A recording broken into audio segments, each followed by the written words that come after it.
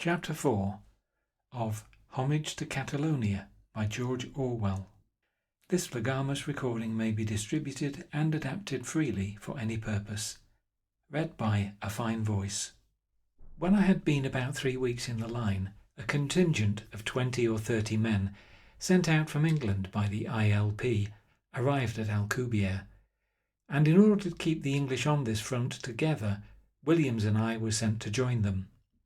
Our new position was at Monte Oscuro, several miles farther west and within sight of Zaragoza. The position was perched on a sort of razorback of limestone, with dugouts driven horizontally into the cliff like sand martins' nests. They went into the ground for prodigious distances, and inside they were pitch dark and so low that you could not even kneel in them, let alone stand. On the peaks to the left of us there were 2 more POUM positions, one of them an object of fascination to every man in the line, because there were 3 militia women there who did the cooking. These women were not exactly beautiful, but it was found necessary to put the position out of bounds to men of other companies. 500 yards to our right there was a PSUC post at the bend of the Alcubierre road. It was just here that the road changed hands. At night you could watch the lamps of our supply lorries winding out from Alcubierre and simultaneously those of the fascists coming from Zaragoza. You could see Zaragoza itself, a thin string of lights like the lighted portholes of a ship, 12 miles southwestward. The government troops had gazed at it from that distance since August 1936, and they are gazing at it still. There were about 30 of ourselves, including 1 Spaniard, Ramon, Williams's brother-in-law, and there were a dozen Spanish machine gunners.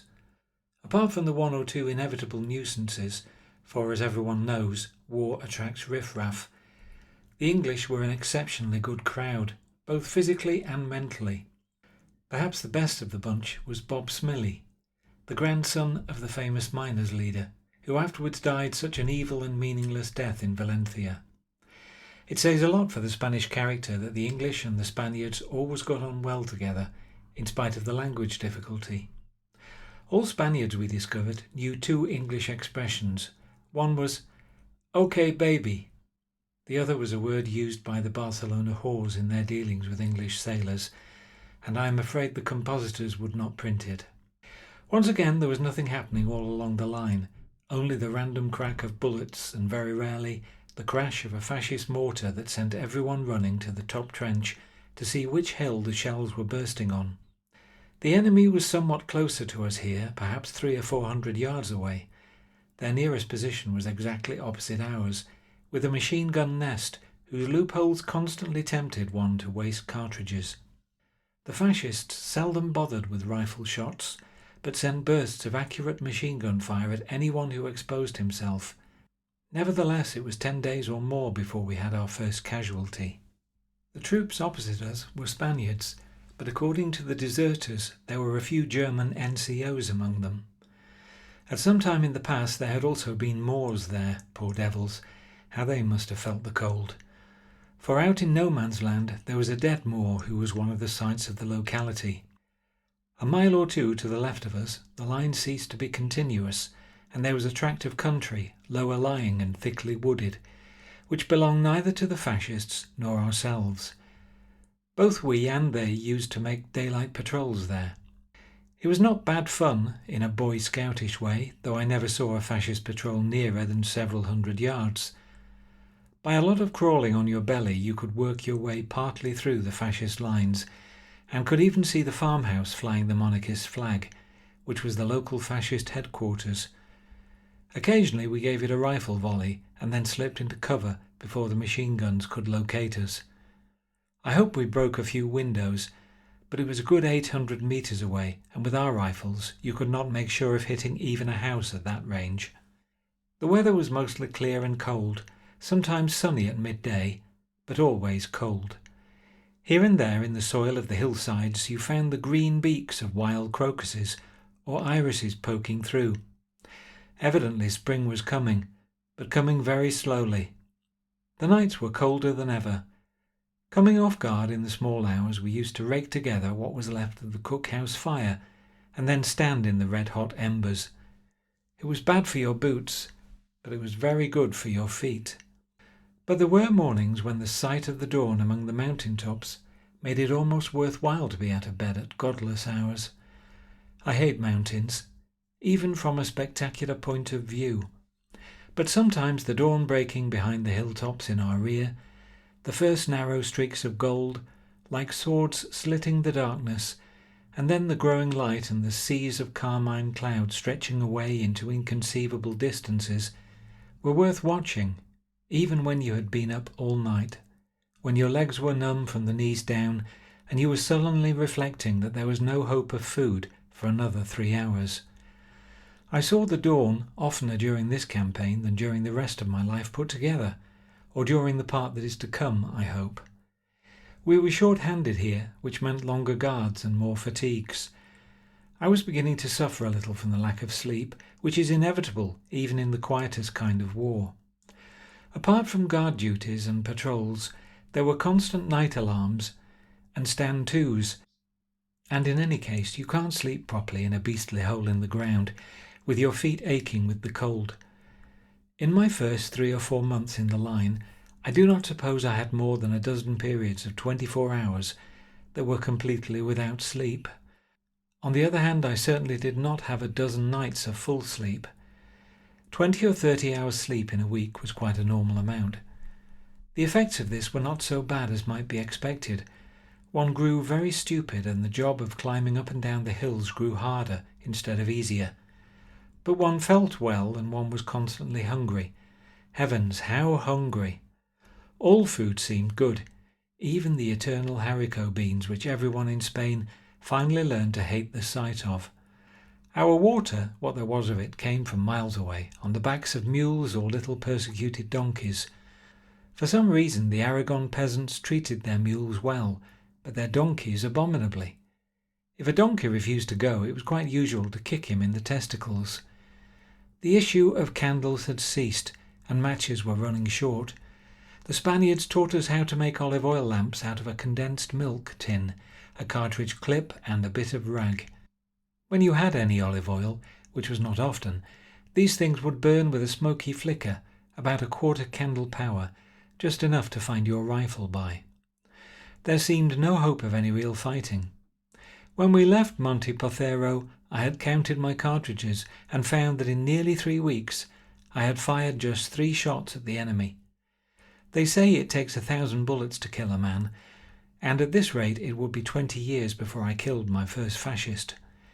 At Monte Oscuro the lines were closer and one fired oftener, but I am reasonably certain that I never hit anyone. As a matter of fact, on this front and at this period of the war, the real weapon was not the rifle, but the megaphone. Being unable to kill your enemy, you shouted at him instead. This method of warfare is so extraordinary that it needs explaining. Wherever the lines were within hailing distance of one another, there was always a good deal of shouting from trench to trench. From ourselves, "Fascistas, maricones!" From the fascists, "Viva España! Viva Franco!" Or when they knew that there were English opposite them, "Go home, you English! We don't want foreigners here!" On the government side, in the party militias, the shouting of propaganda to undermine the enemy morale had been developed into a regular technique. In every suitable position, men, usually machine gunners, were told off for shouting duty and provided with megaphones. Generally they shouted a set piece, full of revolutionary sentiments, which explained to the fascist soldiers that they were merely the hirelings of international capitalism, that they were fighting against their own class, etc., etc., and urged them to come over to our side. This was repeated over and over by relays of men. Sometimes it continued almost the whole night. There is very little doubt that it had its effect. Everyone agreed that the trickle of fascist deserters was partly caused by it. If one comes to think of it, when some poor devil of a sentry, very likely a socialist or anarchist trade union member, who has been conscripted against his will, is freezing at his post, the slogan, "Don't fight against your own class," ringing again and again through the darkness, is bound to make an impression on him. It might make just the difference between deserting and not deserting. Of course, such a proceeding does not fit in with the English conception of war. I admit I was amazed and scandalized when I first saw it done. The idea of trying to convert your enemy instead of shooting him. I now think that from any point of view, it was a legitimate manoeuvre. In ordinary trench warfare, when there is no artillery, it is extremely difficult to inflict casualties on the enemy without receiving an equal number yourself. If you can immobilize a certain number of men by making them desert, so much the better. Deserters are actually more useful to you than corpses, because they can give information. But at the beginning it dismayed all of us. It made us feel that the Spaniards were not taking this war of theirs sufficiently seriously. The man who did the shouting at the PSUC post down on our right was an artist at the job. Sometimes, instead of shouting revolutionary slogans, he simply told the fascists how much better we were fed than they were. His account of the government rations was apt to be a little imaginative. "Buttered toast," you could hear his voice echoing across the lonely valley. "We're just sitting down to buttered toast over here. Lovely slices of buttered toast." I do not doubt that, like the rest of us, he had not seen butter for weeks or months past, but in the icy night the news of buttered toast probably set many a fascist mouth watering. It even made mine water, though I knew he was lying. One day in February we saw a fascist aeroplane approaching. As usual, a machine gun was dragged into the open, its barrel cocked up, and everyone lay on his back to get a good aim. Our isolated positions were not worth bombing, and as a rule the few fascist aeroplanes that passed our way circled round to avoid machine gun fire. This time the airplane came straight over, too high up to be worth shooting at, and out of it came tumbling, not bombs, but white glittering things that turned over and over in the air. A few fluttered down into the position. They were copies of a fascist newspaper, the Heraldo de Aragon, announcing the fall of Malaga. That night the fascists made a sort of abortive attack. I was just getting down into kip, half dead with sleep, when there was a heavy stream of bullets overhead, and someone shouted into the dugout, "They're attacking!" I grabbed my rifle and slithered up to my post, which was at the top of the position, beside the machine gun. There was utter darkness and diabolical noise. The fire of, I think, 5 machine guns was pouring upon us, and there was a series of heavy crashes caused by the fascists flinging bombs over their own parapet in the most idiotic manner. It was intensely dark. Down in the valley to the left of us I could see the greenish flash of rifles, where a small party of fascists, probably a patrol, were chipping in. The bullets were flying round us in the darkness. Crack, zip, crack. A few shells came whistling over, but they fell nowhere near us, and, as usual in this war, most of them failed to explode.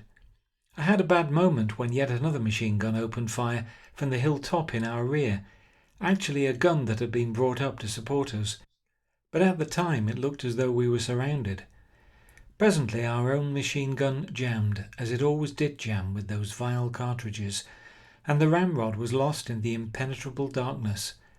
Apparently there was nothing that one could do except stand still and be shot at.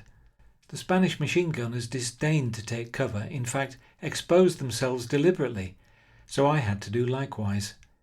Petty though it was, the whole experience was very interesting. It was the first time that I had been properly speaking under fire, and to my humiliation I found that I was horribly frightened.